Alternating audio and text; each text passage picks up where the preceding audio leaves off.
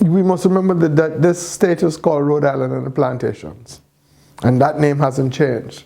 And we must remember that the plantation was an economic entity and a geographical and political entity that actually emerged out of slavery.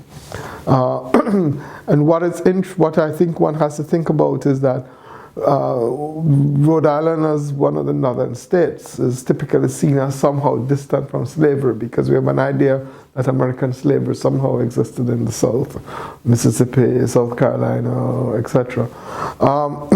But that's not quite true because somebody had to finance it. Some companies, somebody had to build ships, right? Somebody had to insure those ships and so on.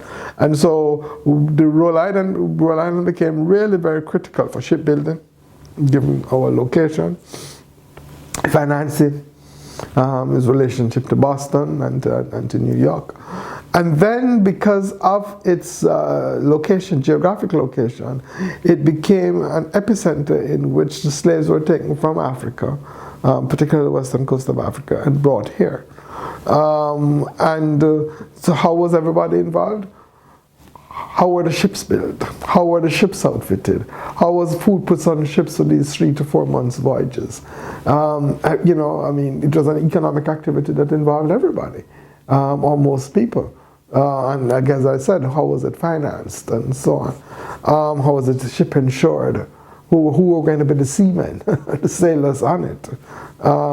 Where did the captains come from?